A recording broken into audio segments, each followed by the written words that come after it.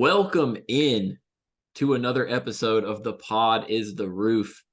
We got a special reaction for you guys today. Finally, third ranked opponent in a row, third big game in a row. We get to film an instant reaction.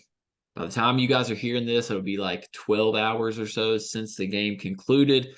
But just know we're recording right after the game, baby, because we are hype. A huge win for UNC in Charlotte in the Jumpman Invitational. Yeah, this night in general for college hoops has been a disaster. UConn loses to Seton Hall. Duke pulls it out against Baylor. UNC gets the dub. Creighton goes down to Villanova, which of course bodes well for UNC's resume. And it's just, at this rate, Arizona's going to lose to Alabama. So, Riley, insane night. Great night for us, though. How we feeling? I'm feeling great, man. It's the Duke Baylor game, I will say, really high quality basketball game. I'm sure a lot of Tar Heel fans tuned into that to hate watch a little bit. Duke looks like they figured some things out, definitely offensively. I'll give it to them. There's way less ISO ball, way better ball movement than we saw from them early on. Got to throw it out there, a little Tyrese Proctor Ewing theory, maybe. Him missing these last three games. Duke is what I can't remember if it's 3 or 4, but they're undefeated in his absence. But I just got to throw some barbs at our friends over at the Crazy Cast. But as a whole, I'm good. It feels so good to hop on this call with you. See your perfectly groomed hair going on. Looks like you got a fresh cut recently. You're rocking a Jumpman. Shout out to you. I'm lacking. I just got my little workout Carolina hoodie going. But yeah, I think we do have to start by acknowledging the loss of Eric Montross. I never got to meet him personally, but it's been really special to hear all these tributes come in. I got a friend who was a walk on and at Carolina during our time and said Montross was his biggest mentor. And it's just it's you see you hear these stories and you understand it makes sense why it's such a hard loss for so many people in this program. Yeah, it sucks. Obviously, if you've been tapped into this feed for a while, Shaman used to do the pod here, and I produced for him. And we had Montross on, met him in a Zoom call. Just like one of those guys, man, super down to earth, just always just radiated this great vibe, this great aura. Like, they even talked about it on the broadcast a little bit, how he was just, yeah, he was a great basketball player, but he was an even greater guy off the court. So it just sucks when you lose people like that, especially, he wasn't too old. Only in So his it just 50s. sucks when it's unexpected. I mean, you could kind of tell. I know they talked about this at the game too. They talked to Hubert about it, and they were like, "How are you getting over this?" And he literally responded, "I'm not getting over this." So it sucks, but it's. I do think that's definitely something where like the guys on this roster really need to take that into consideration and like dedicate this season to him, because that's a program legend, and based off the stories I've heard, probably a guy who was around the team a lot, probably Yeah. was there for all those guys. So like, I just really hope that they really do play this season for Montross, to be honest. hmm Yeah, it's you never want to downplay the loss of a life by talking about sports. It feels a little weird to even go into it right after that because our heart, our thoughts, our condolences that go out to the Montross family, to everyone affected by the loss. There's really no words that can make it feel better. It's why things like, Jimmy V Week and Dick Vitale, I know he's done a ton to raise awareness for cancer research. And even seeing, I think during Jimmy V Week, there was that story from The Athletic about how Hubert lost his mom to cancer. It's just awful disease that I think we've all been affected by in some capacity. I mean, I have some survivors in my family, have friends who have had close family members lost to cancer. So it's something that touches us all. And yeah, just ultimately want to give a shout out to all the great organizations that are raising money for cancer research, but also again, just extend our deepest condolences and our prayers, and just our heart goes out to the Montross family. And I could, Absolutely. yeah, and Carolina family, man. We got to stay strong. And I would like to say this too, for anyone who like religiously listens to the pod, it was purely, we would have done this earlier. It was purely a timing thing. Like we literally released the last episode and the news broke like 16 hours Mhm. afterwards. It sucked. It was unfortunate timing. So that's why, it's very important for us to come on here and talk about it now, because that's just, that's not something you can take lightly. Mm-hmm. Mm-hmm. Yeah, but let's go ahead and get into some takeaways because I will say, again, not to trivialize a loss of life or anything, but when you consider the emotional weight the grief Hubert was dealing with, I thought he coached a great game. That was one of my biggest takeaways was just how aggressive he had this team playing in the first half when you consider forcing 17 turnovers against an offense that, hasn't been great. I think they were probably top 35 in the country on KenPom going into the year, but is sort of known for their efficiency. That's something Harrison Ingram said in the interview yesterday was they just play smart. They take care of the ball. And Carolina was able to get up under them a little bit. They were able to press them. I know even that the second half down the stretch in a critical point, we saw Seth Trimble force Javian McCollum to really just dribble the ball out of bounds. I thought he really got through to them. Hubert, that is, as far as rebounding the ball. With you see Ingram responded with 7 rebounds and only I think he still ended up with 30 minutes, but Baycott with 8 boards. RJ got on the glass with 4. Cormac had 7. Yeah, it is nice to see. Well, a little frustrating that Oklahoma still won the overall battle, but at least Carolina was they were noticeably better on the glass too. Yeah, I think that the biggest point of emphasis for me is that the reduction in offensive rebounds, they only gave up 11 as Mm-hmm. opposed to the 18 they gave up against Kentucky. But I mean, honestly, like the rebounding wasn't as noticeable tonight because the defense was so good. Like Mm-hmm. you hold Oklahoma to 40% shooting, that's a feat. I mean, they've played some really tough defenses and they've scored in the mid to high 70s almost every time they've played those good defenses. So, I mean, this is a good offense. I thought UNC's effort defensively was incredible. Trimble, man, is just he's just a special, special defender. And he's clearly the best defender on this team, but Mm-hmm. he's also clearly a guy, he finished tonight and only had 5 points, but he's just clearly a guy that I just have to shout out because this dude has etched his role. Like he is going to play 18 to 20 a night for the rest of the season because the uptick in open and hitting 3-point shots, especially open ones, is massive. Like it, Mm-hmm. last year if Trimble caught a wide open ball in the corner, I was like, I don't think he's gonna make it. This year it's like, oh, this is cash. Like this is 3 points. Yeah, yeah. Last year Um, when Trimble caught the ball in the corner, it was like he's playing hot potato with it. Like he's yeah, not even and looking at the rim. it's just like there's that factor, and the dude just literally, it's kind of, I'm going to give a Celtics example here. It's kind of how I used to feel about when Marcus Smart was on the court. Like the Mm-hmm. dude just does all the little stuff. He plays hard. He goes after every loose ball. Mm-hmm. He's an elite defender. You just can't keep him off the court. And I mean, yeah, it's a luxury to have to be able to put him in the game. And you can run a 3 guard lineup with him in because he's more than capable of defending threes. So I mean, it's just he was just so impressive tonight, man. But there was a lot of impressive tonight.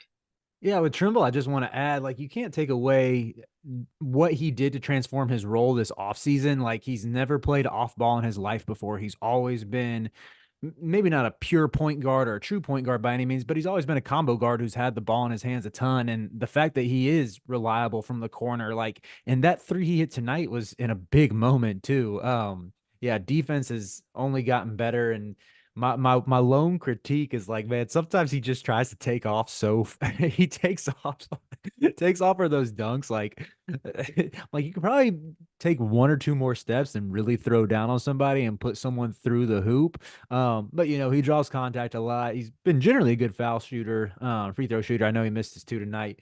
But yeah, he's been so impressive just figuring out a role. And it is such a boon just to after the bench usage these first 2 years, to see a guy who can give you a reliable 15 to 20 minutes off the bench. Yeah, he almost like he scares me because he plays with that Ja Morant reckless abandon when he's going to the basket, and you're just so scared he's going to get hurt every time he elevates because he has no fear, and that's great. But at some point, look, we don't want you to get hurt out there, Seth. Yeah. But I do respect it because you're an absolute freak athlete.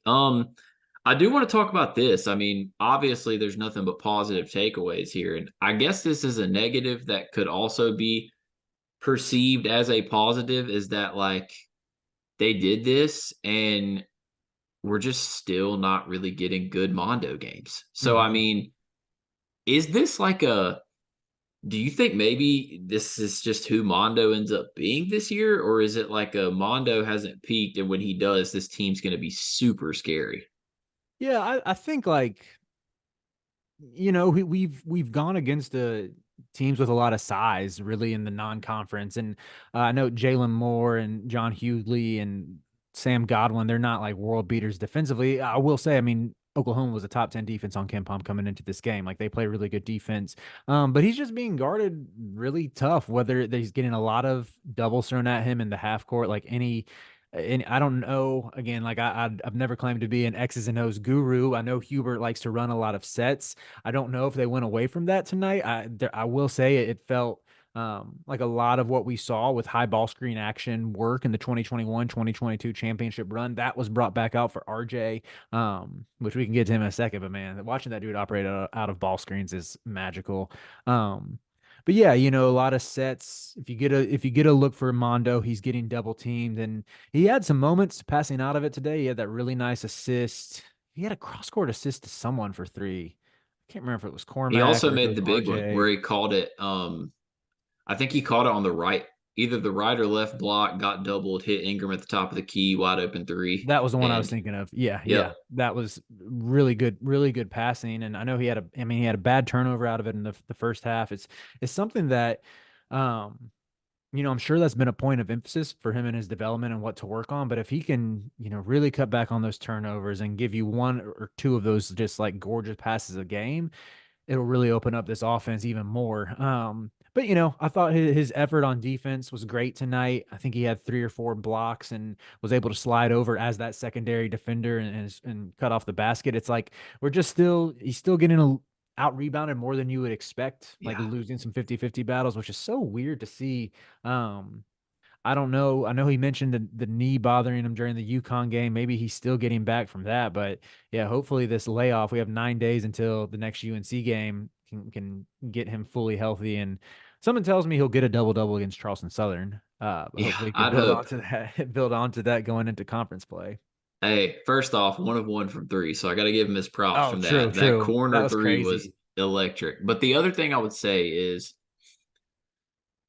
I'm being critical of him because I know how good he is and Right. he's such a storied player, but I do think a lot of it has to do with scheme, like Hmm.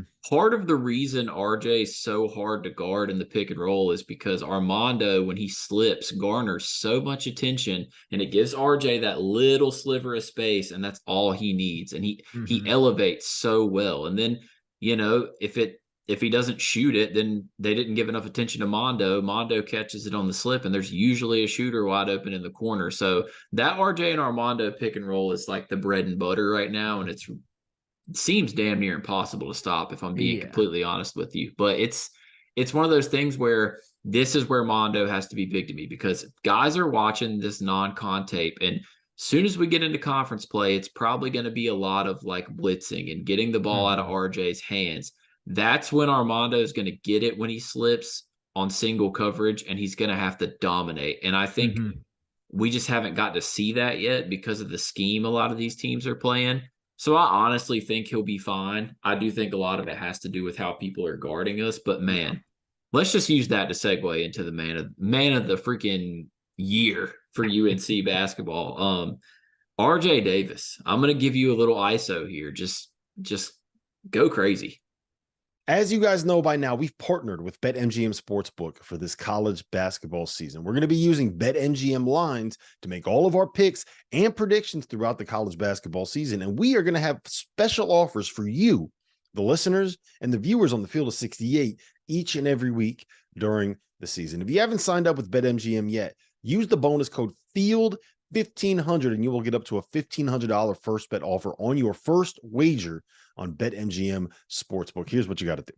Download the BetMGM app. Sign up using the bonus code FIELD1500. Deposit at least $10 and place your first wager on any game. You will receive up to $1,500 in bonus bets if that bet loses. Just make sure you use the bonus code FIELD1500 when you sign up. And remember, BetMGM is now available under one wallet in select states. As a New Jersey resident, this is super convenient for me when I have to go cover games in New York or Philly. When crossing state borders, just log into your existing account instead of having to create new accounts in each state that you go to. And most importantly, I got to let you know, we do have some fun stuff coming up for this college basketball season. Bet insurance tokens, college hoops odds boosts, my personal favorite, parlay odds boosts. So download the BetMGM app today. What can you say, man? He's had just an insane 7-game stretch. I've tweeted it. I've said it. He's one of the best 3 guards in the country. Take your pick out of Tristan Newton, Isaiah Stevens, Braden Smith, Tyler Kolek, RJ Davis, but put RJ in the top 3. Like he's having an All-American type season. When's the last time we've had a guard who can just snake a pick and roll like that, or who or snake a ball screen, like make plays, like even that huge 3 when I think Oklahoma cut it to 6, that sort of served as the dagger. Yeah, he always makes his free throws. He's been good on the glass, had I think 5 assists tonight, making good decisions when he gets those ball screens blitz. Like, yeah, he's a special offensive player. It's like the shake, the wiggle can get by anybody, get to the rim, really crafty finisher. And he's just lethal when he relocates for a catch and shoot 3. You know, I was talking to some UNC friends about this, some people I went to school with, some people who didn't go to UNC, but they're diehard fans. And some people might crucify me for this opinion. However, I believe it to be true. I think RJ Davis is better than Joel Berry was. And that's no disrespect, but I just like, outside of maybe defensively, I just can't think of anything Joel Berry does better than RJ on the offensive side of the court. Yeah, I'm with you, man. Like, dude, he's literally like, there is not a shot. It doesn't, like, first off, all right, look, we're not even talking about the degree of difficulty on some of these shots. The dude was full speed left, 5 feet out, off balance, going left, right hand float. When he made that shot, that's when I was like, all right, dude, like, you're sick. You're disgusting. Yeah, we're not losing. Yeah.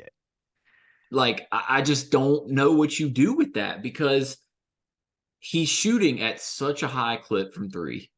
And on top of that, he is so quick and crafty. If you close out too aggressively, it's gone to the rim for a float. And I just don't know how anyone defends that. I don't see anyone holding him under 20 points a game unless it's a blowout and he gets pulled early. He feels pretty much unguardable. He does. To your point about Joel Berry's like one of my top 2. He might be my favorite Tar Heel of all time. But the man didn't really have a bag. He didn't really have wiggle.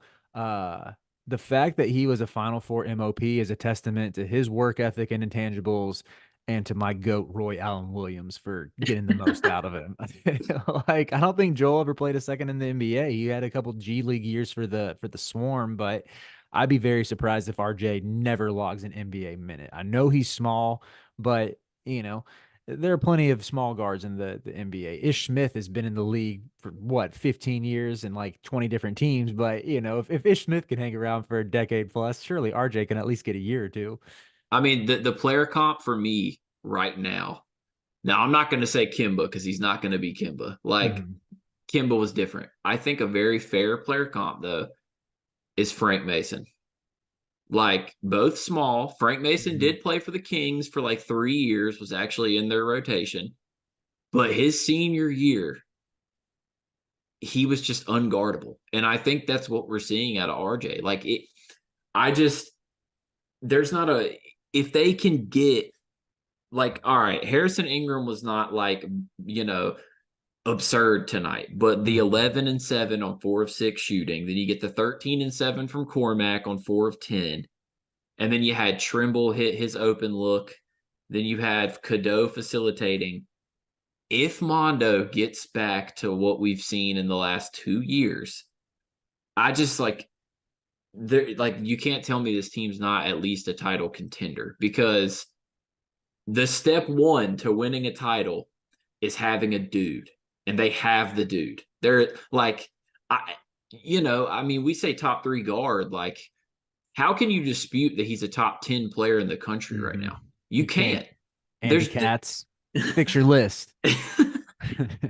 Like I like the dude's averaging like 21 a game. He's probably going to be at 22 after this one. I don't see his average slipping below 20. And I mean, I don't know. I just don't like. I don't see how you can deny it. If you deny RJ Davis being a top 10 player in the country right now, you're probably just a hater. Like, it's just, I mean, I just don't know what else to say. Yeah, I mean, it might, I don't know. I'm still not ready to say it's going to stay above 20 all year. He's bound to have like 1 or 2 off nights. But I mean, shoot, like it's a 7-game sample size. Like that's a quarter of a season. Yeah, he's been so good, man. It's everything that we could have hoped when he becomes like the guy in the backcourt. Okay, you did mention Harrison Ingram. I did want to give him a shout out because he started out kind of slow, but man, Yeah. he made some huge plays down the stretch. Dude. Between that 3 off the Armando double and that, like, I don't even, what do you even call what he did with the shot clock winding down? I guess I would shot. call that like a front leaning runner where he wasn't running because he jumped off his pivot. Like, you know who takes that shot all the time in the NBA? Luka. It was one of those. Okay. It was one of those Luka shots where you're stuck and you just fall forward. And I mean, I wanted to talk about that because that looked like a dead possession, a terrible possession that was going to allow Oklahoma. What was it, 6 at the time? Yeah. It was going to allow Oklahoma to come down and get it to within 3 or 4. And I was so scared. And then that happened. Yeah, I will say the only real negative that I would take from this game is maybe it was around after the Armando 3, when Carolina was up 12 to 15 in that range. The offense got a little stagnant. I think there was RJ picked up his 3rd foul. Armando went to the bench for a couple minutes there. And it was sort of Cadeau running the show. And, Cadeau almost had like the prototypical reclass freshman guard game, where you had some moments of brilliance where like he had some really, really tough finishes, one in transition, one I think out of a high ball screen. He sort of forced that step back long 2, missed the 1-3 he took, I think he only had 2 turnovers, but one of them was, I think, an unforced error. So it's just a mixed bag. And, at the same time, you can say the reason why that offense stagnated is because the 2 best, well, I know Armando was sort of in a funk, but yeah, like 2 of the best player, the best player on the team, and at worst, the 3rd best player in the team. I don't even know if Ingram was in from that stretch now that I think about it. I can't remember off the top of my head. But yeah, it was a bit of a tall task asking Cadeau and Cormac to carry the offense for probably like a 4 or 5 minute stretch there. I mean, I hope that's the part of Trimble's game that we see come like late January is the scoring, because if he ever can score, then this team really, really, really goes to the next level.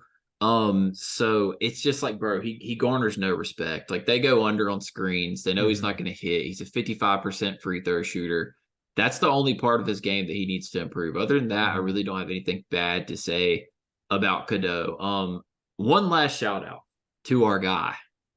No points, but the Zayden High minutes were quintessential tonight. He was good. Dude, he was all over the place. And also, the whistle on him was terrible. They called some bad fouls. They did. And it was like an Isaiah Hicks type whistle where it's like, oh, Zayden's motor is too high. He's got to be fouling somebody. Yeah, I was glad to see him get 12 minutes. He's someone who, I would, if I was on the coaching staff, I would like prioritize him just because, again, no intel here, but the transfer portal's always calling those former top 100 guys who aren't getting minutes. Still think he needs to get his lower body stronger. He had one offensive rebound where he got stuffed at the rim, where I'm like, man, just dunk it. Like, you're one of the better athletes on this team. Like, I think he's pretty explosive, or has that somewhere in there where maybe it is just either mental or some of his lack of strength just because he still is a freshman and is getting exposed playing against a more physical team like Oklahoma. But yeah, it was really nice to see Hubert extend his leash a little bit and trust him, trust Seth. Um, and I know Washington only got 5 minutes, but he had that dunk. That was nice too. Hey, Um, Jalen Washington is a per 36 goat. His per 36 numbers are like 28 and 14 because he plays like 7 minutes a night and just gets like 4 to 8 points and 2 to 4 right. rebounds. I actually thought he held his own defensively better tonight than he did it against Kentucky too. I still get worried about UNC's rim protection whenever he's in the game, just because he really needs to bulk up, and especially against I mean, I'm kind of surprised Hughley didn't just like post him up and put him in a blender, because Hughley's a big old boy Yeah. he has a little bit of a bag for a big. Um, but yeah, bench play as a whole, no qualms for me as far as the rotation Hubert trotted out, the production he got out of then. Again, the only negatives I would say, got to clean up the late game defense and got to find ways to avoid those droughts when RJ goes to the bench. Yeah. Yeah, you can't I mean, stagnate like they did tonight. I do think Zayden probably does take the Withers minutes mostly from here on out, which I think he should. Also, I'm going to go back and watch film from every Louisville game last year because I do not believe he actually shot 41% from three. I'm sorry. I don't His believe it. his form is really funky. It seems like It's it's got to all be upper fake. body. Kenny Payne Um, must have logged the stats in wrong or something. I mean, it's I Add it just to the don't know. list of his blunders. Yeah, Uh, add it to the list of but saying dudes are transferring and calling dudes out for not wanting to wear certain tights. I felt for Withers just because like he had some he made that little that hook shot with his right hand like in the Yep. first couple minutes. He had that really nice block like but it's just I don't I'm like, is it too late for him to clean up? Like it seemed like Hubert was really upset with that second foul on a 3-point shooter.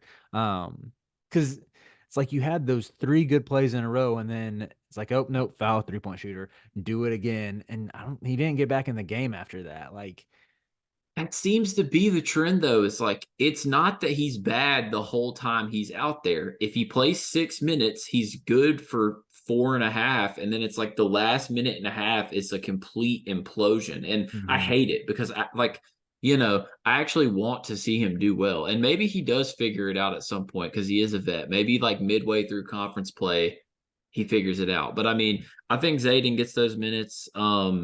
It's gonna be it's going to be interesting to see what happens if we do get into a game in like February and either Armando's like say hurt or he gets in really early foul trouble, like 3 fouls in the first half, where it goes from there. Because at this Mhm. point, I think it's all matchup dependent. But yeah, I mean, I didn't really have a problem with the bench play in totality. I thought it was a good effort, and I do agree with what you're saying. I mean, to me, the flaw remains the same. Is like substitutions or not, when UNC has a big lead and they try to slow the game down, they just suck offensively.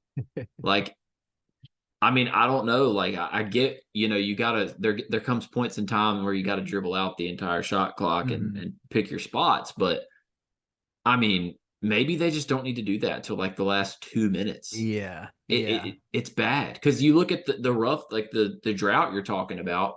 Yeah, certain guys were on the bench, but it's also like from the 7 minute mark to the 4 minute mark, it was slow, stagnant offense, and it's Mhm. like we don't need to be milking clock at the 7 minute mark. Yeah. Yeah. Yeah. And that, again, well, yeah, the only other critique I would add, only 9 assists tonight. And I think some of that, when you have RJ cooking, I'm not going to complain about that. When he's playing on a ball screen, hitting off the dribble threes, getting him off the catch, finishing at the rim, you live with it. But I would like to see a little more of that Armando playmaking we've seen on the short roll, or he's been really good out of give and goes with Cormac. Elliott only had 1 assist, like, and even in transition, I thought there were some blown opportunities. Seemed like a couple easy passes were messed up, or just a miscommunication here, miscommunication there. I think they finished with Carolina had 23 fast break points tonight. compared to just 9 for Oklahoma. So you take that, you take that all day, especially against a top 10 opponent.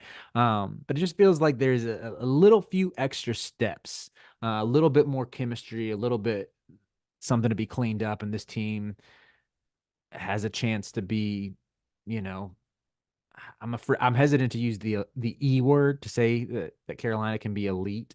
Because I still think they're some of the holes on the roster as far as athleticism, particularly on the perimeter, makes me think that I'd be surprised if Carolina gets to be like a top 5 team, top 10 team. Yeah, I think that's in our near future. Like you're saying, I could see a world where they get to the Final Four. I'm not ready to go national title yet, but I could see a world where they make it back to the Final Four. But yeah, that's like to see Yeah, the transition just cleaned up a little bit more, and this team could really be something special. agreed. And I mean, I say that because that's been the formula. Elite senior point guard typically leads to March success. They do have an age advantage on a lot of teams. They're very experienced and seasoned. So I think that bodes well for them. Before we go, I do want to point this out that me and you said 9-3 in the non-con. So shout out to us for being right. The pod is the roof with yet another accurate prediction. Okay, we can't take our victory lap yet. We still got to beat Charleston Southern. Okay, listen, if we lose to Charleston Southern, I don't even know if I'll record another episode of this podcast. I might We have to might need to take a quit. little month off or something. Yeah, we're They we're just gonna have to go. We're gonna have to take a sabbatical if we lose to Charleston Southern because they're 3-8. There's just no way that should happen. and they But just fired their coach like 2 weeks ago. it's rough, man. I mean, Barclay they should Radebach, blow good them dude. out. I They're covered gonna Charleston be Southern. 9-3. Yeah. They're gonna be top 10 going into conference play. Mm-hmm. So I can't complain. But I'm assuming we probably, the holidays are coming up, so we're not going to be recording anything there. We probably won't see you guys until we do a conference preview. But since that is the case, Riley, 9-3, most likely 9-3. I'll pump the brakes a little bit. Most likely going to be a top 10 team coming into conference play. What would you grade, scale of 1 to 10, the non-con for these UNC Tar Heels? Great question. Oh man. If you had told me like going into the year 9-3 top 10 ranking, I would be like, yes, sign me up for that. I'd be like 10 out of 10. Yeah, I would be a 10 out of 10. I think like I didn't expect Harrison Ingram to be this good. I didn't expect RJ to be a 20-point per game scorer. I thought he'd be like 17-ish. And I think seeing the ceiling of this team, like you go back to that first half against Tennessee, which was just like the most fun we've had watching UNC basketball in 2+ years, probably. I think that makes me want to be a harder grader and be like 7.5 to 8, because it would have been really nice to have either just one of those Villanova or Kentucky wins. Especially the Kentucky win would have been really good to have. But yeah, I'll stick with an 8. And the best part is this win, think it'll stay quad 1 all year. Tennessee's going to stay quad 1. Arkansas, I still believe in the must bus. I think he's going to get them dudes hooping. Neutral court helps as well. Should be a quad 1. And if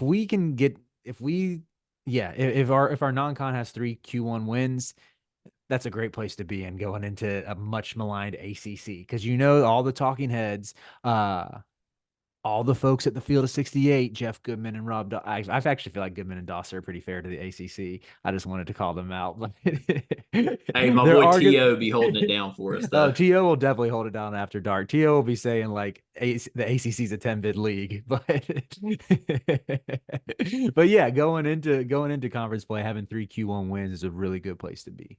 Yeah, I mean, I agree with you. 8 would be my exact rating, and to be honest, I would go 10 if they were 10-2 and the only losses were to Kentucky and UConn. Mm-hmm. The Villanova loss is really the only reason. And yes, they did just beat Creighton, but I still just, after watching Villanova play against teams that reside in the same city as them, there's no reason that UNC should have lost to that team. But I mean, look, at the end of the day, after what we went through last year, man, I don't care. 9-3. We're not missing the tournament this year unless the whole team gets injured. I will pretty confidently say that. I mean, after last year and what we went through, man, it just feels good to be back to like a place of a little bit of pedigree, and I can't complain about that. So I'm very happy. feeling very blessed to be 9-3.